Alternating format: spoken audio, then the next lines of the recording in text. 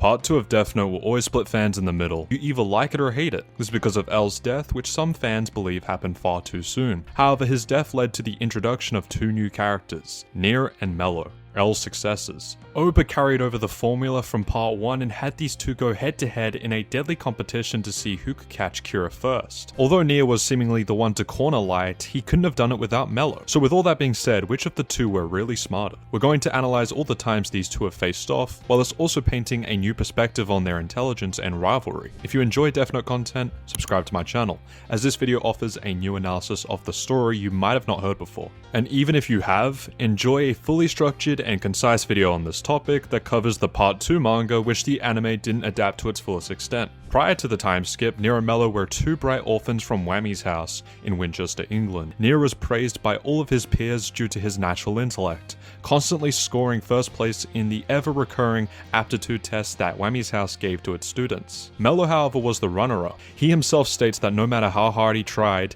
he could never beat Near.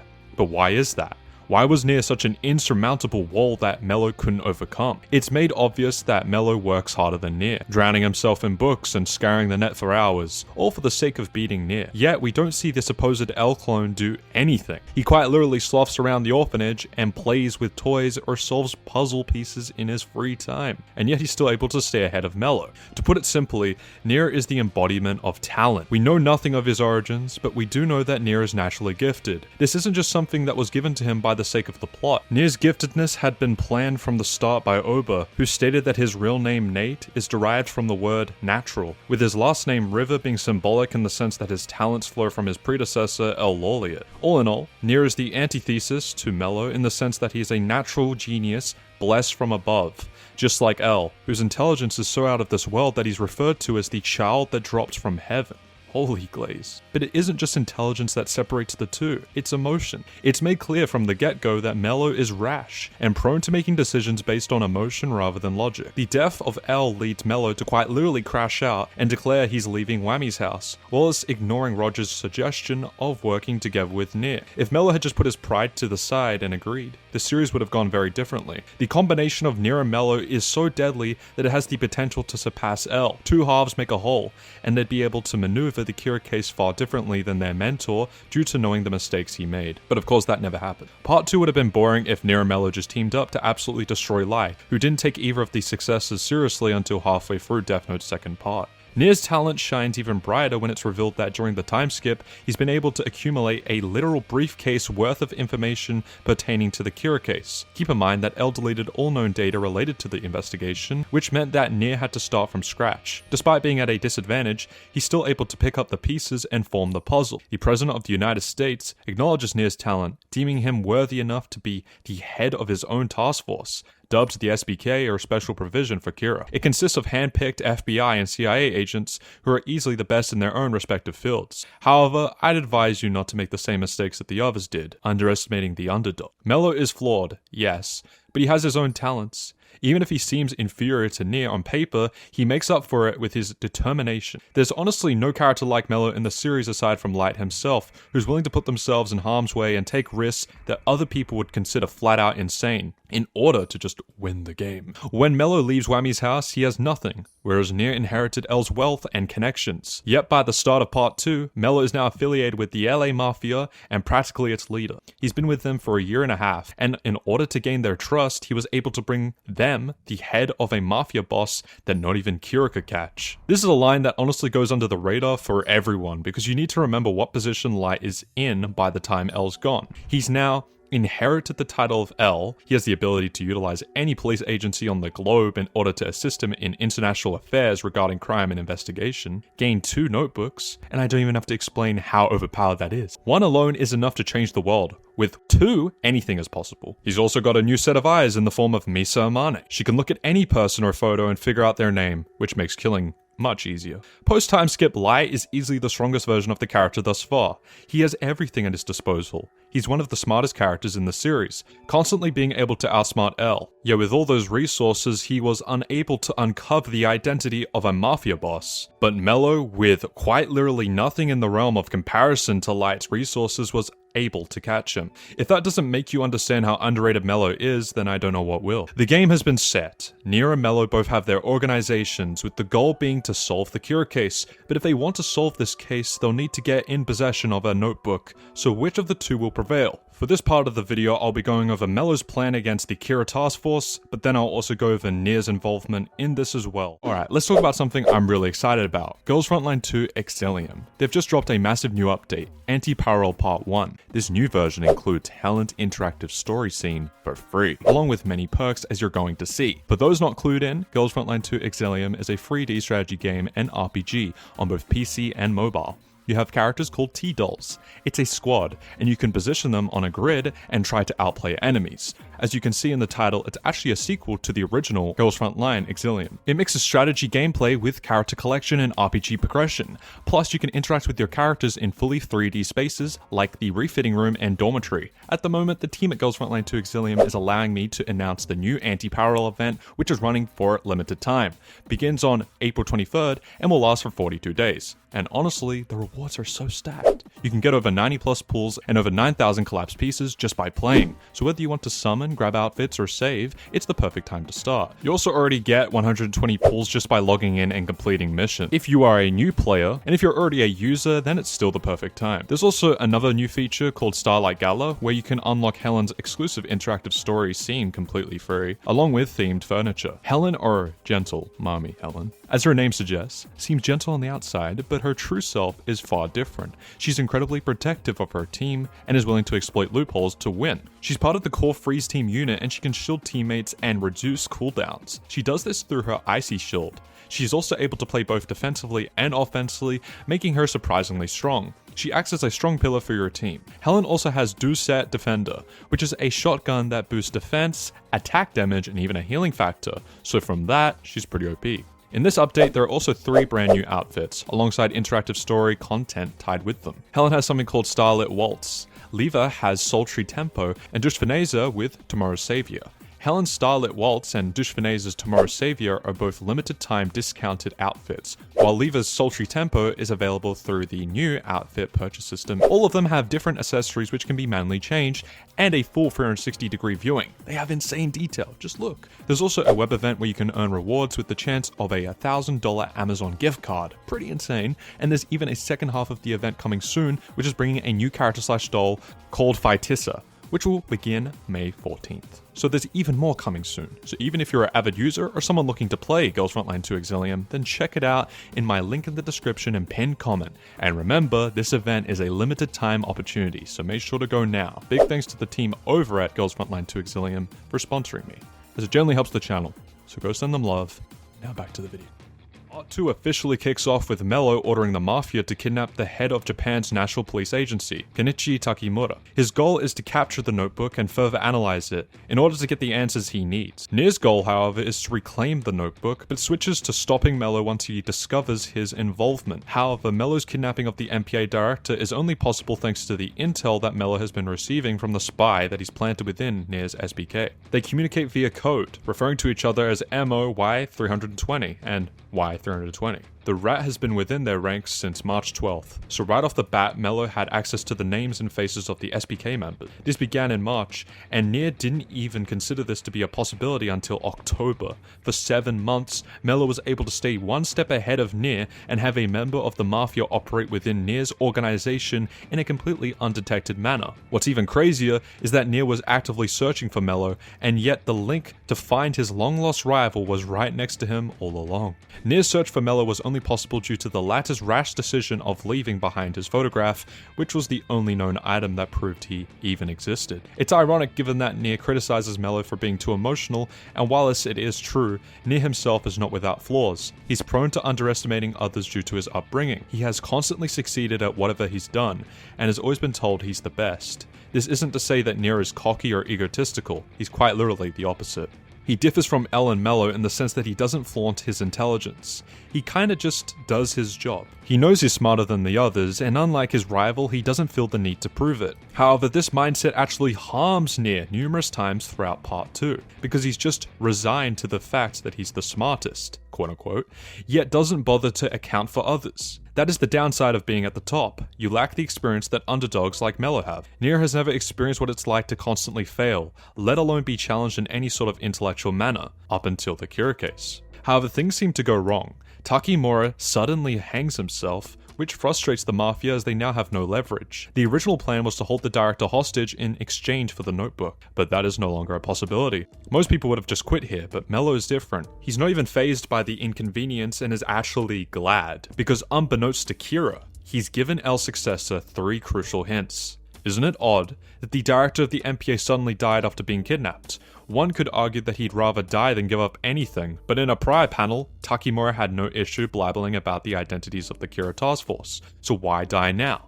Mello deduces that it was Kira who took the director's life to avoid the risk of compromising information being leaked. This also means that Kira is either part of the MPA or he's obtained classified information, due to the fact that only members within the MPA knew of Takimura's kidnapping. Mello also garners that he made Takimura hang himself to seem as inconspicuous as possible, but unfortunately, he was caught. But why did Light kill Takimura? Why not just take out everyone in the Mafia? You need to remember that Light can only kill those with a name and face. He doesn't have access to any of their photographs or names, so the only person he can target is Takimura. With just one kill, Mello has confirmed 1. Takimura was silenced by Kira, 2. Kira is either a part of the MPA or has someone feeding him information. 3. There are more than 2 notebooks. You may be wondering how Mello came to that last conclusion, but it's pretty simple. Obviously, he's aware of the fact that the MPA is in possession of a notebook, but why would the MPA kill one of their own if they have nothing to hide? They do everything within their power to get him back. Whether or not Kira is operating amongst the MPA or alone, he'd need to take out the notebook, which is practically impossible, as it would be heavily guarded. But if there was another notebook, it would make everything much simpler.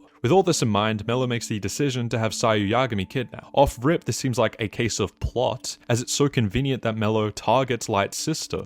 But this isn't the case, and the choice is logical. Mello knows the names of the MPA members, but he is directly told by Takimura that Chief Detective Yagami would have the most influence. Therefore, it's much wiser to target him as opposed to the other members. With the kidnapping being a success, the task force is now stuck. Either give up the notebook or Sayu dies. Light actually hesitates, and honestly, the easiest thing to do would be to kill Sayu, but Light still holds an attachment to his family, and he doesn't go through with it. Instead, he comes up with a plan to retrieve the notebook, which involves traveling to LA, in order to set up the American police to intervene, hence Nier's eventual debut. Suichiro arrives at the airport and meets with one of Mello's henchmen. From here, he communicates with Suichiro via headset and reassures him that as long as he doesn't do anything stupid, he'll get his daughter back in one piece. The pilot flying the plane has been brainwashed by the Mafia and has gone off course, which was something that Mello specifically wanted. Light's original plan was to have the MPA either board the same plane or take different flights and reach LA to intercept Mello and the Mafia.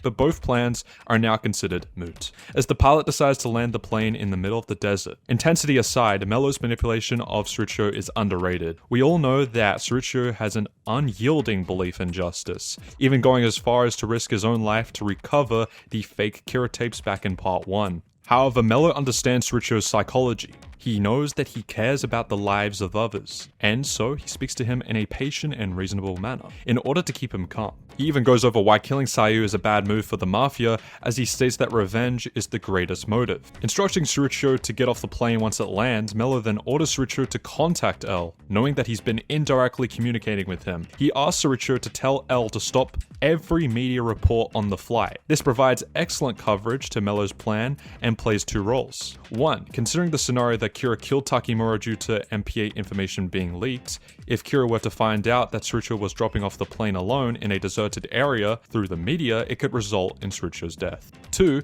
Taking into account the other eventuality that Kira is a part of the task force and or aware of Sayu's kidnapping, then he cannot kill Suichiro or Sayu to retrieve the notebook and then blame it on Kira, because if he were to kill Sayu or Suichiro in that situation, it would give away the fact that Kira is one of the members of the task force. Mello is able to flawlessly create a plan that covers each hypothetical scenario and gets L to cooperate.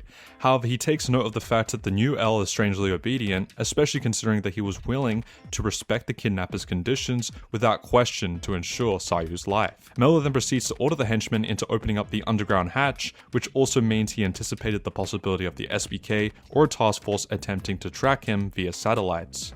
For the first time since L, Light is completely taken aback at how intricate this plan is. He figured he was dealing with some regular kidnappers that could be outsmarted, but he sorely underestimated the capabilities of Mello. After the notebook is retrieved, he sends out a helicopter and a missile at the same damn time, with them going in different directions. Either one of them could have the notebook. And before Light can make a move, Rod Ross detonates the helicopter just as the missile takes off into the distance. It's far too fast to be tracked by satellite, and it is no longer an option to regain the notebook. And now, Mello is in possession of the notebook. He doesn't waste any time and orders his henchmen to write the name of the man who boarded the plane with Sricho, the pilot who flew them, and the names of several SBK members. This leaves Nier with a lack of manpower and also lost his one chance at finding out Mello's location via the rat within the SBK. Round 1 of this matchup undoubtedly goes to Mello, as he completed everything he set out to do.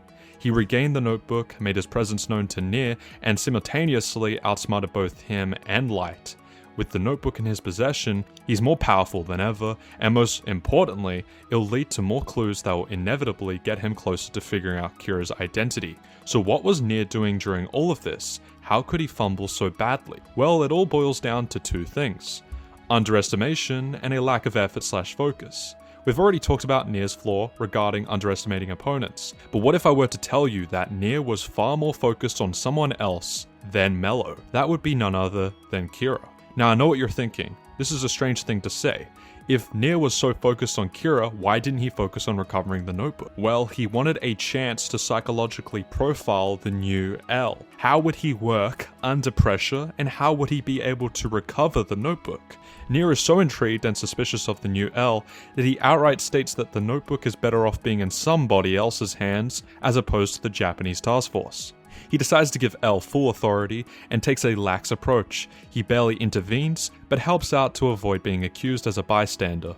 However, his suspicion of L only grows by the second, most notably after L is immediately able to figure out the identity of the Mafia member accompanying Suricho in the notebook exchange. It's not outright stated here, but it's very plausible that this moment is where Nier suspects that the new L is affiliated with Kira. Assuming that Nier figured out towards the end that Mello was affiliated with the Mafia, it's logical to assume that he took precautions in order to conceal their identities.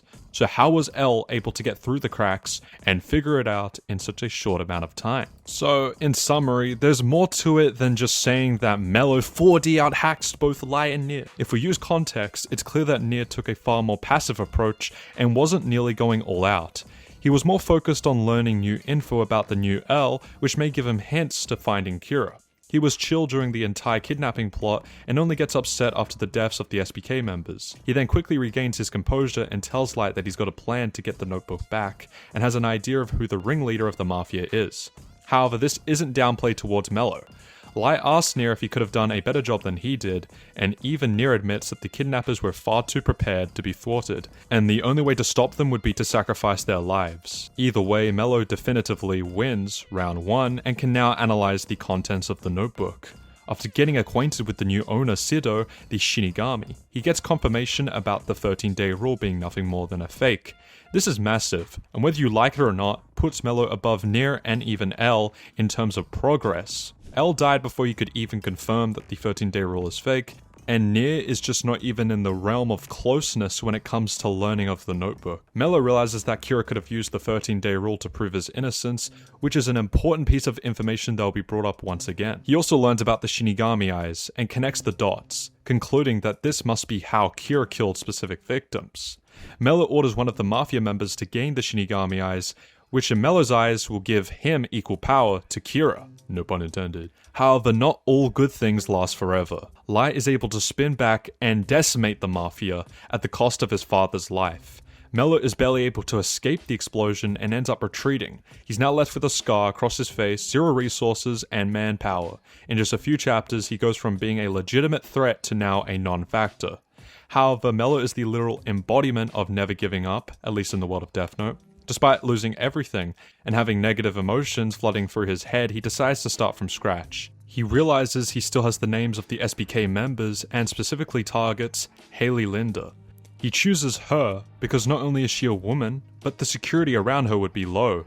Not even the SBK would go as far as to violate her privacy. Linda is stated to be a trained FBI agent, but Mello does have the capacity to overpower her or just straight up shoot her. What's funny is that Mello is no means a physically imposing character, with him being of average height and malnourished. He makes his move and approaches Linda, and it's a success. She feeds him information in hopes of getting him to pay Nier a visit, which leads to their second confrontation. However, just a small note, Linda actually states that Nier expected Mello to visit Linda, and even went as far as to say that there was a 70% chance that he'd approach her. Mello, however, isn't surprised and snarkily says, "That's so like Nier to think that way." A lot of people misunderstand this statement as just a snide remark, which isn't surprising when you remember Mello's crude sense of humor, but it's more than just a passing remark. It becomes more obvious by the end of the series, but this is actually a hint to Mello's understanding of Nier from a psychological and tactical standpoint. Again, people constantly underrate Mello due to his inferiority in intelligence, but he makes up for that with his emotional intelligence and understanding of people around him. Mello knows how Nier thinks, because he practically grew up next to him. This is also how he was able to outsmart Nier. He was disadvantaged when compared to Nier's resources and planned around it. He also took Nier's ideology into account, and knows that Nier isn't one to take initiative, especially if he's caught off guard. Nier would much rather sit back, let things play out, and counterattack after getting a better understanding of the situation, as opposed to fighting fire with fire. After Linda leads Mello back to SBK HQ, he finally gets to see Nier after 3 years apart. It's safe to say that he isn't all that happy, which leads us into the next confrontation between the two. Now, before I analyze, let me give you the confrontation. Mello is initially held at gunpoint by Resta and Giovanni, but Nier prevents them from shooting Mello. Their reactions are justified, as they state that Mello is behind the deaths of their comrades, but Nier argues that there is no proof that Mello was the one who killed them. This is a small detail, but that brief interaction with Nier and the SBK members show his manipulative tendencies. Nier knows that even if Mello didn't directly kill them, he was still involved and gave the okay, which makes him just as guilty as the other members. However, Nier is far more focused on catching Kira, and so he manipulates the SBK members into believing that Mello could possibly be innocent. Mello's survival is of the utmost importance, as aside from Nier, he's the only one that's intelligent enough to take down Kira. Not to mention, despite working against Nier, his contributions towards the Kira case have been far more valuable than the other SBK members, just on his own. He's discovered the existence of the Shinigami Eyes, proved the 13-day rule was fake, and can now reopen the investigation on Light Yagami. One would think that Nier would attempt to calm Mello down, but he actually does the opposite. He straight up decides to rage bait him by saying that Mello's efforts have helped him narrow down the list of suspects for Kira's identity. When Mello threatens to shoot him, he simply doubles down and says if he wants to kill him, he can go ahead and do it. Linda calms Mello down by saying that shooting Nier will only lead to pointless bloodshed. That will result in both of their lives being taken. Mello hesitantly calms down and reveals he came to take back his photograph. Nier hands it over and reassures Mello that everyone from his past will be kept quiet regarding Mello's identity.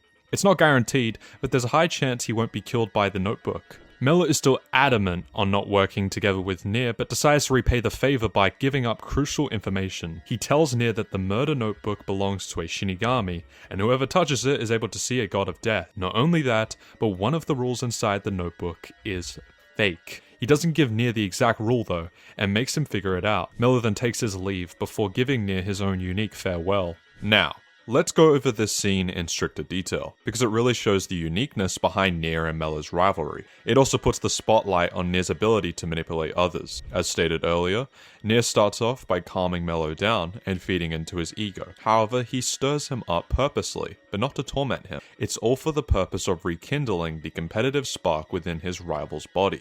At this point in the series, Mello was at his lowest.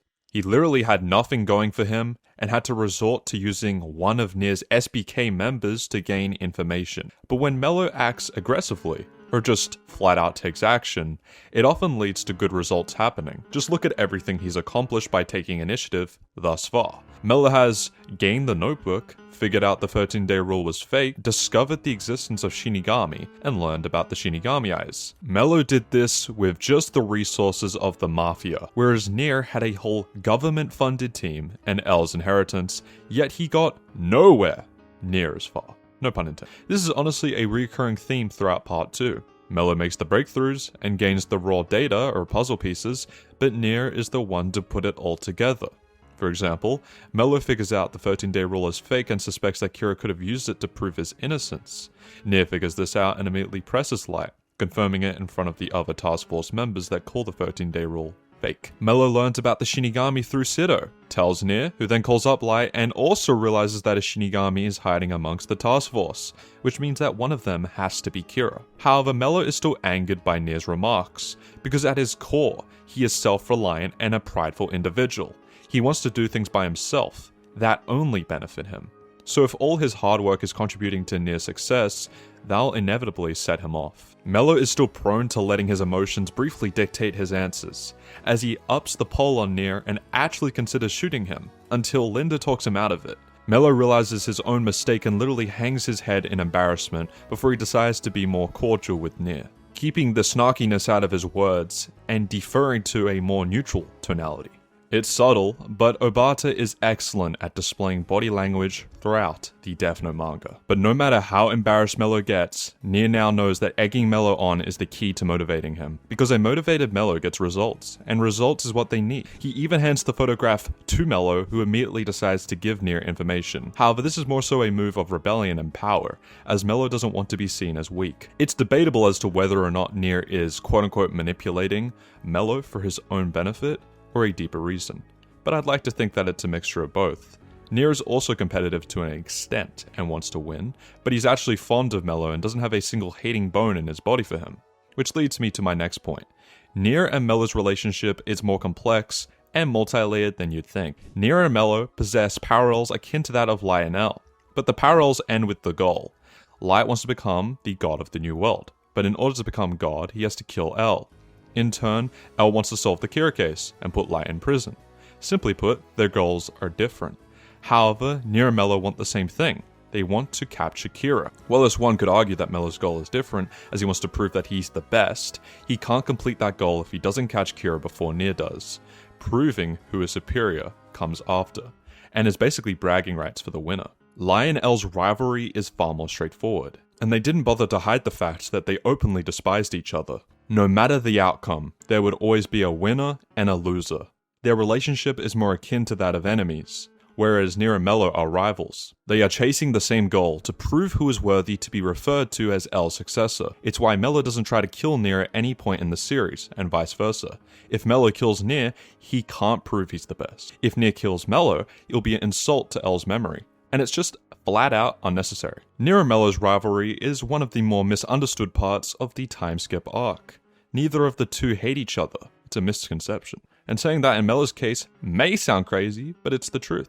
Mello is a character who was simply jealous and resentful of Nier's natural talent and intellect. He was placed in an environment that deems your worth on the results you brought. Nier always excelled in Wami's house aptitude tests, so Mello was inferior. He was told that repeatedly, and hearing over and over again that someone is better than you as a child is bound to cause long-term psychological issues. But through it all, Mello never hated Nier.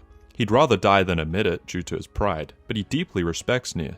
He also respects L, which is part of the reason why he took it upon himself to try and solve the Kira case. Mello took L's death harder than anyone, because he personally promised the runner-up that he'd see it, that Kira was defeated. As for Nier, he also respected L, and in turn he even respects Mello. Although he initially calls out Mello for his flaw, it's not out of hatred or torment. Nier is simply speaking the gospel truth. Whenever Mello does something impressive, he's always the first to compliment him.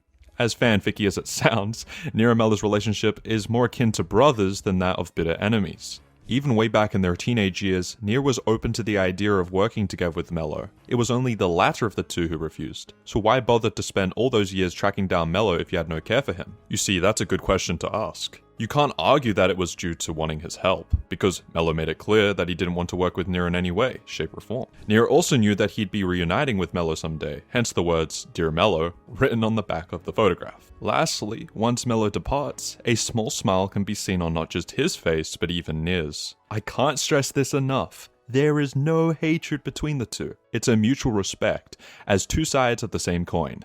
Only they can understand the abnormalities within each other, including the thrill and the euphoria they feel by competing against one another. Round 2 has no winner, as it really wasn't even a fight. It was more so a meeting between the two, resetting and reconfirming the terms and conditions. They both gained something out of this meeting, and now the race officially continues. However, Nier and Mello actually team up for one time during part 2. It all begins with Mello calling Mogi's cell phone and asking to meet with him privately. Mogi agrees, but Mello specifies that he cannot bring a camera, wires, and must bring extra cell phone batteries. He gives him a series of commands before leading him to the front of a building. From him, Mello would call Linda, who would put him on the phone with Nier. Mello would reveal to Nier that he led one of the task force members to HQ as a gift of sorts. However, Mello intends to collect. He orders Nier to keep the speakerphone on and ask Mogi anything, as long as he can hear. This surprises Nier, who once again commends Mello's intellect, as he says that with this unorthodox strategy, they can both gain new information.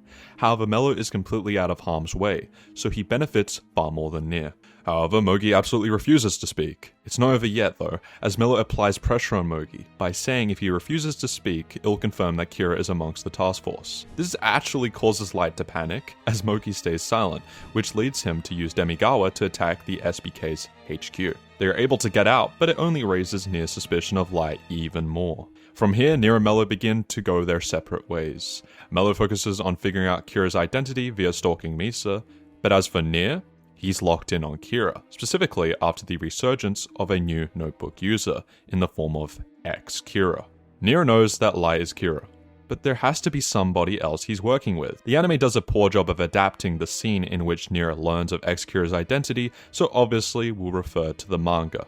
As we know, Kira chose Takeda because she had pro-Kira ideals. However, we know that L Kira couldn't have been the one to choose Takeda because he was under surveillance. Therefore, it was all up to X-Kira to decide who he could pick. After taking care of Demigawa, he decided to choose a spokesperson who would be a loyal Kira worshipper, intelligent, and reliable. He would have let the decision be in Kira's hands, but he didn't hear from him after 4 days. During these 4 days, he would begin his own search. And well, would you look at that? The dates match up. Nier spots Mikami appearing twice in broadcasts that span over 4 days, and he is absolutely certain that this would have been enough time for Mikami to get to know Takeda and learn of her admiration for Kira. This obviously means that Takeda being the new spokesperson was a pure coincidence, or rather a lucky one. This would make it easy for Light to get into contact with Takeda and set up a meeting between the two of them, which would then lead to Takeda becoming the link of communication between L Kira and X Kira. Frequent appearances, blatantly asking to hear God's voice, and his overall ideals all fit into the puzzle piece. Once it's solved, there is only one conclusion to come to. Mikami is X Kira. Nier immediately calls Resta and tells him to stop the search because he's found a potential suspect for X Kira. In this instance, Nier takes the lead over Mello, and it stays this way until the very end. Mello is mainly relying on Nier for information, although he's tailing Misa and learning about her connection to the second Kira. One thing has to be noted, however. The feat of finding X-Kira would have only been possible on Nier's behalf, and this is due to none other than the monitor hacks. Nier had to watch and take in the audio of hundreds of monitors playing several recordings that take place on various dates, with some of them even playing in different languages.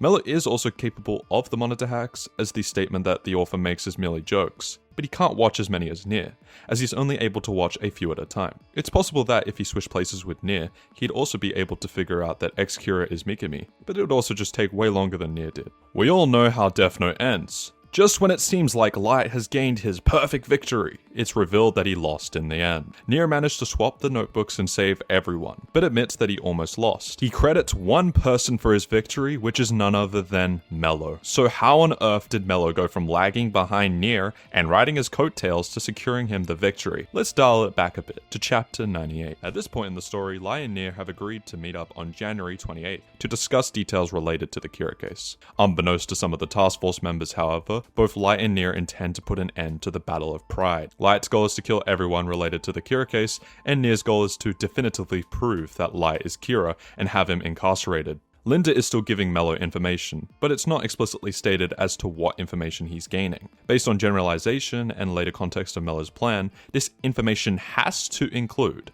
1.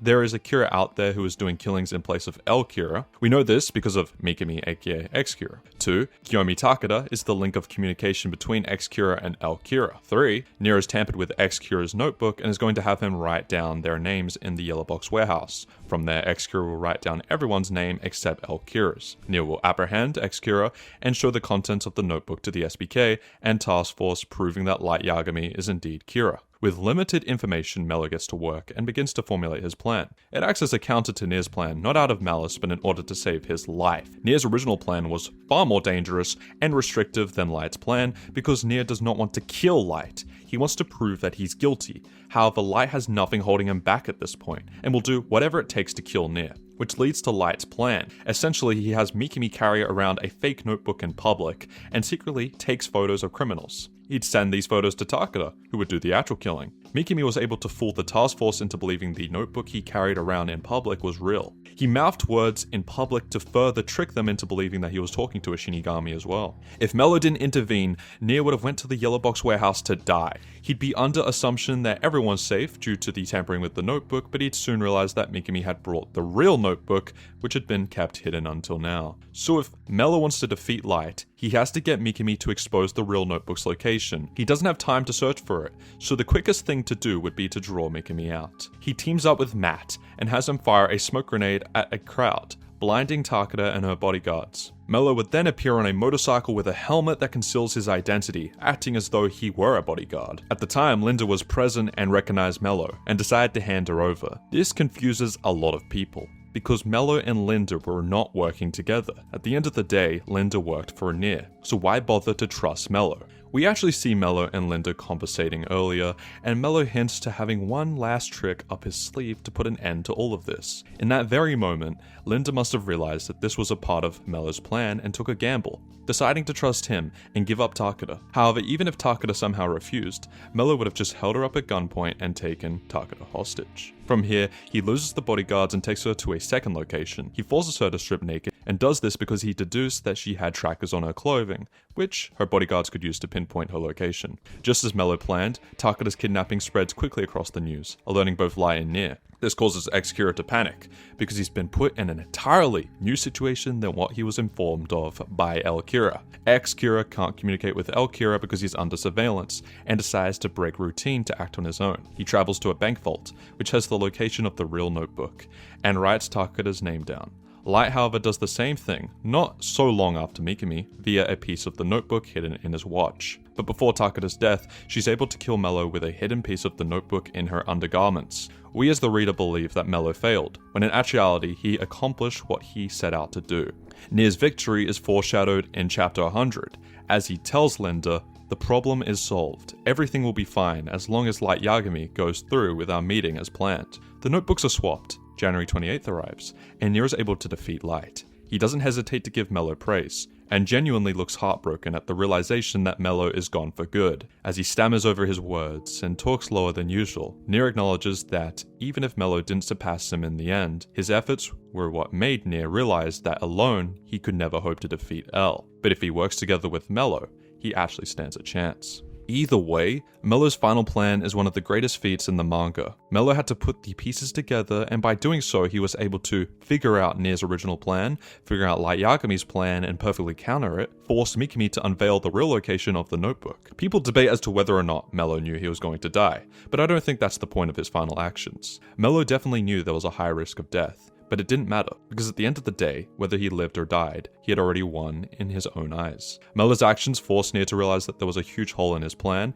and without Mello's insight, he would have lost. He owes his life to Mello, who figured out his and Light's plan. In the end, past all the ups and downs, Mello was one step ahead of Nier. His actions led Nier down a long path of self-discovery, and even an identity crisis of sorts, as he wonders how to operate as L now that Mello and the original L are gone. It's even crazier that Mello accomplished this when you remember from a narrative standpoint that he is inferior to Light and Nier in intelligence, but he completely predicted their actions. So, to conclude this video, when asking the question of who's smarter between Nier and Mello, in terms of raw intelligence, it's undoubtedly Nier, as he has the statements and scans to back it up.